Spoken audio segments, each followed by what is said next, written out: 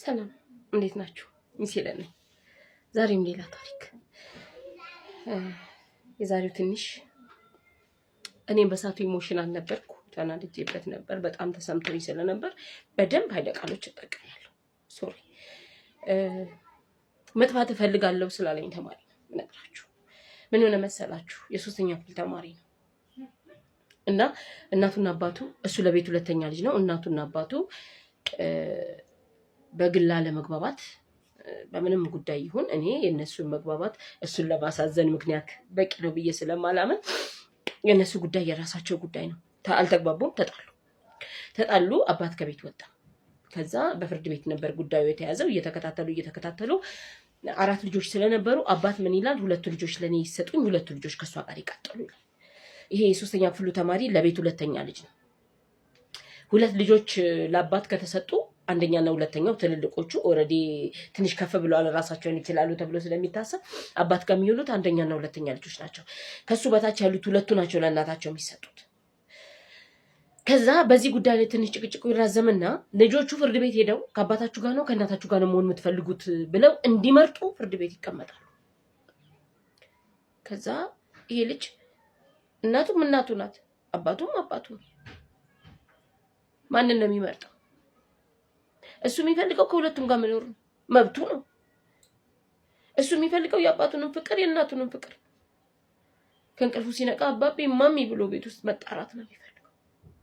እነሱ የእነሱን አለመግባባት አባትም ልጆቿን ቀምቶ እናትን ለመጉዳት፣ እናትም ልጆቹን ቀምታ አባትየውን ለማሳዘን ባደረጉት ፉክክር ሁለቱ ይሰጡኝ አሉ።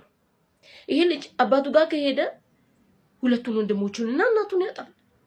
እናቱ ጋር ከቀረ ደግሞ አባቱንና ሌላ 2 ወንድሞቹን ወይም የሱን ታላቅ ወንድም ያጣል። ይሄንን ደግሞ መቀበል ጭንቅላቱ አልቻለም።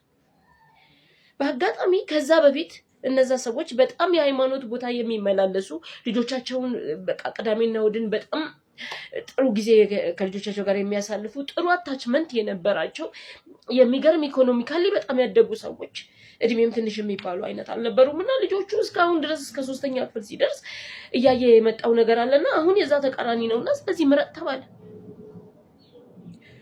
ከዛ ልጁ መናገር አቅቶት ዝም ብሎ ሲያለቅስ ዳኛዋ ሴት ስለነበረች እግዚአብሔር ይስጣት፣ አይ አሁን ይሄኛውን ቀጠሮ ድጋሚ ሌላ 6 ወር ጨምሬላችኋለሁ፣ እናንተ ተመልሰው እንደገና ስቴፑን እኮ አልፈዋል፣ ተመልሰው ሄዱና በቤተሰብ በሽማግሌ ሞክሩ፣ እነዚህ ልጆች ለመወሰን ተቸግረዋል እና እኔ ይሄንን ነገር መቁረጥ አልችልም ብላ ለ6 ወር ቀጥራ ላከች።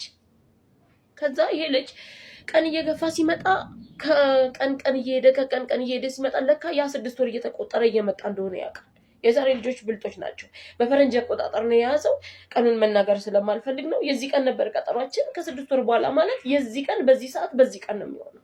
ስለዚህ የዛን ቀን ምንድነው የማደርገው የሚል ከፍተኛ ጭንቀት ውስጥ ነው ያለው እና ከኔ ጋር እንግባባለን። ከሁሉም ተማሪዎች ጋር በተቻለኝ መጠን ኮሙኒኬት ለማድረግ ሞክራለሁ። ከዛ ሚስ አንድ ጥያቄ ልጠይቅሻለሁ። አንቺ ከእናትሽና ከአባትሽ ምረጭ ብትባይ ማንን ትመርጫለሽ? እንዴ ለምን እመርጣለሁ? እናቴም እናቴ ናት፣ አባቴም አባቴ ነው አልኩት። አላቅም ማለት ትክክለኛውን እንደ እናት እንደ አንድ ጓደኛ ነው የጠየቀኝና እኔ አልመርጥም፣ መምረጥ አልፈልግም፣ ሁለቱንም ነው የምወዳቸው አልኩት። ከዛ ልክ ደግሞ ትዝ ሲለኝ ይሄንን ጥያቄ ከባድ ጥያቄ ነው፣ ለምንድን ነው የጠየቀኝ? ና ለምንድን ነው አንተ ይሄንን ጥያቄ ጠየቀኝ አልኩት። እንደዚህ እኮ አሁን የዚህ ቀን ነበር ቀጠሯችን፣ የዚህ ቀን ደርሷል። እሺ እና አሁን ጨንቆኛል፣ እኔ መጥፋት ነው የምፈልገው። እኔ ይኸውላችሁ እግዚአብሔር ልጅ የሚሰጥ አምላክ ነው። እግዚአብሔር ትዳር የሚሰጥ አምላክ ነው። እግዚአብሔር ሀብት የሚሰጥ አምላክ ነው። አንዳንዴ አውቃለሁ በእርግጥ 1 2 3 አባቶች በቃ ልጆቼንም ከእህቶቻቸው ከወንድሞቻቸው ወይም ከእናታቸው አለይም ብለው ሙሉ ነገር እርግፍ አድርገው የሚወጡ ወላጆች አሉ አውቃለሁ። ወይ ደግሞ ለልጆቻቸው ብለው ልጆቻቸው ምንም ነገር ሳያውቁ ባልና ሚስት አልጋ ለይተው ግን አንድ ቤት ልጆቼ እስከሚያድጉ ብለው የሚኖሩ ማአት ዋጋ የሚከፍሉ ወላጆች አሉ። አለመግባባት ይሄንን የሚያክል በመካከላችን ሊኖር ይችላል።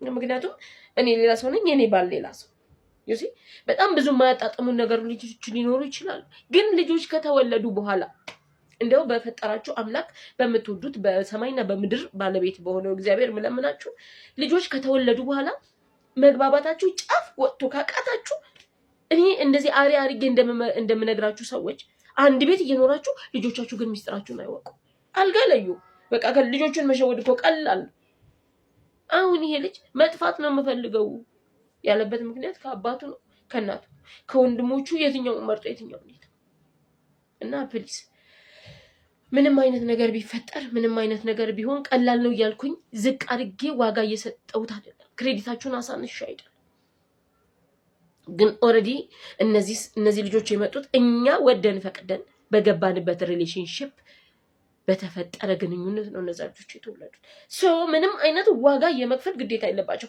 ደግሞ እንዳትረሱ እንድታውቁልኝ የምፈልገው ነገር ቤተሰቦቻቸው ተለያይተው ለየብቻ ያሳደጓቸው ልጆች ኮንፊደንስ የላቸው በራስ መተማመን የላቸው የጎደለነት ስሜት ያሸንፋቸዋል ለትንሽዬ ፍቅር ማአት ዋጋ የሚከፍሉ ሰዎች ነው የሚሆኑት ስለዚህ መውለዳችሁ ካልቀረ በስማችሁ መጠራታቸው ካልቀረ ስጋና ደማችሁን ሼር ካረጋችሁ ካልቀረ ያንን ሁሉ ገንዘብ እየከፈላችሁ ያንን ሁሉ እድሜያችሁን ገብራችሁ ማሳደጋችሁ ካልቀረ ስለልቦናው የተሸረፈ ልጅ አናሳድግ ዋጋ ክፈሉ ወዳችሁ